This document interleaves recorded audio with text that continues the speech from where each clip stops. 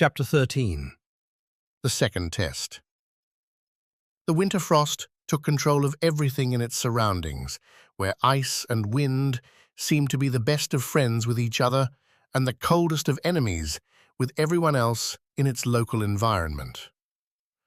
As Kai breathed in and out, he began to sweat in his cloak-laden tunic, while the outside skin of his body felt the refreshing cold winter freeze. Dragging his kill, his sense of accomplishment slowly began to alter into the fear of the incoming unknown test. Screet!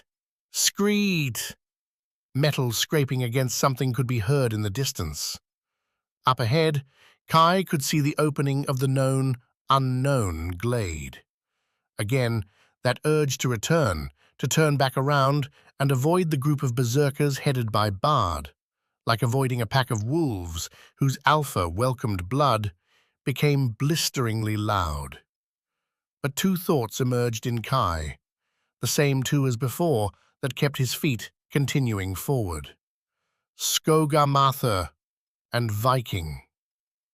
Kai had to make his choice. The only way forward is through, he told himself, and I would not have it any other way.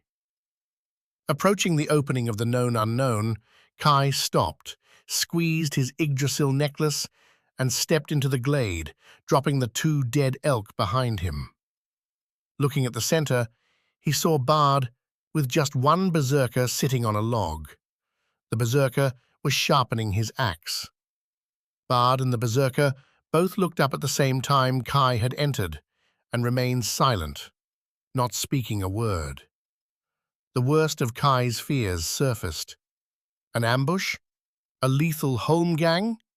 Ein Vigi? Why one berserker and why an axe? His mind raced rapidly. I'm in no position to fight, let alone fight a berserker, his mind continued. I could make a run for it now, and maybe there's a chance of escape. But to leave the elk behind, I would quickly starve or freeze to death, as I am in no position to hunt or even build shelter. Finally, the firm resolve that could only come from the gods broke through his heart as he took control of his mind. I embrace danger, even if it means embracing death, he thought. Walking forward, he dragged the elk to the center of the glade, where the fire burned, and stopped 15 feet from where Bard and the berserker were sitting. I brought 2 elk, Kai began. Just as you... It looks like you brought an elk and a half, Bard interjected. Silence ensued. But Bard, you... But what? Fafford, didn't I tell Kai to bring me back 2 elk? Bard asked, the same berserker with black and red war paint that Kai had seen on his first day in the known unknown.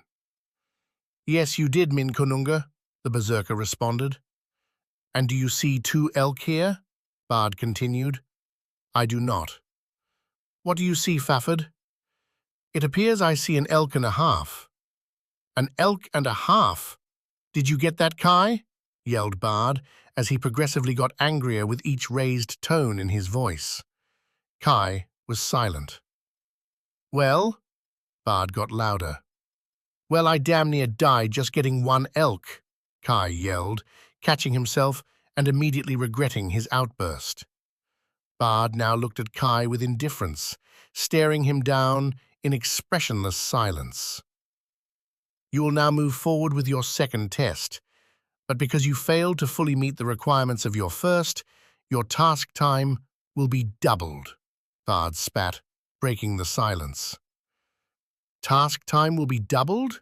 Kai began thinking to himself, after which Bard continued, You will sit here by the fire in the center of this glade and stay awake for 1 week. You will be fed twice a day. You will be escorted to the edge of the glade to piss or defecate.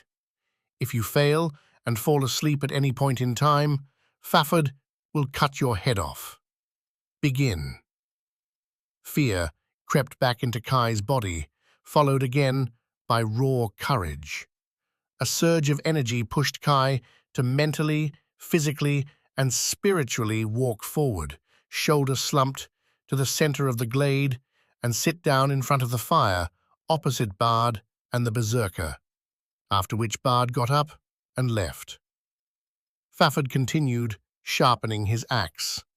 Screet, screet, screet.